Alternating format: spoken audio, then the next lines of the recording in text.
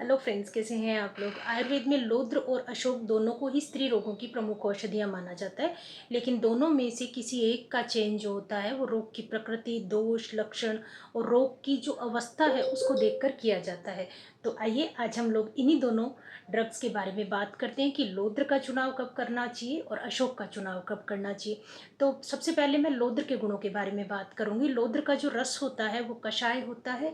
इसका गुण जो होता है वो लघु होता है, रुक्ष होता है, वीर्य, शीत वीर्य, यानी कि इसकी जो होती है वो कूलिंग पोटेंसी मानी जाती है। दोष प्रभाव में ये कफ और पित्त क्षामक माना जाता है। अब लौद्र का चयन हम लोग किस प्रकार के रोगी के लिए कर सकते हैं।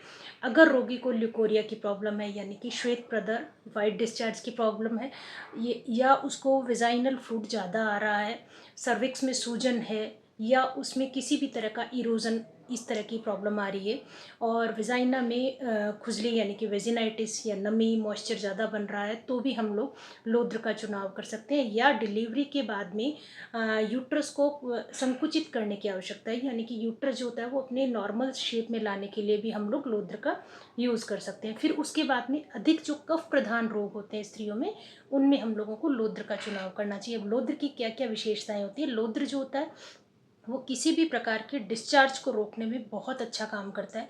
ये सूजन को कम करता है, ये घावों को भरता है, ये गर्भाशय और जो वेजाइना की जो टिश्यूज़ होता है उनकी टोन को मेंटेन करने का बहुत अच्छा काम करता है। तो चलिए अब हम आगे बात करते हैं अशोक के बारे में। अशोक के क्या क्या गुण है।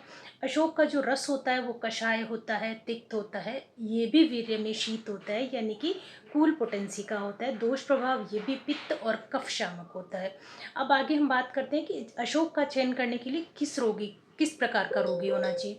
जिसको ज़्यादा मेन्योरेजिया की प्रॉब्लम हो, यानी कि ज़्यादा ब्लड फ्लो आ रहा होता है, फिर जिसको इरेगुलर पीरियड आ रहे हो, जिनको पेनफुल पीरियड आ रहे होते हो, और एक जिसको डिस्टर्बेंस मतलब डिसफंक्शनल यूट्राइन ब्लीडिंग आ रही हो, और उसके बाद में जिनको एडिनोमाइसिस की प्रॉब्लम हो, एंडोमेट्रियल की कोई प्रॉब्लम आ रही हो, और गर्भाशय की जो वीकनेस के साथ साथ भी उसको कोई ना कोई डिस्चार्ज हो रहा होता है, तो उस समय हम लोगों को अशोक का यूज़ करना चाहिए। अब अशोक की क्या क्या विशेषताएं। ये अशोक जो होता है वो यूट्रस की टोन को बहुत अच्छा मेंटेन करता है, ये ब्लड फ्लो को भी कंट्रोल करता है, और ये पित्तजन्य जो यूट्रस की प्रॉब्लम्स होती हैं उनको बहुत अच्छा दूर करने में सहायक होता है।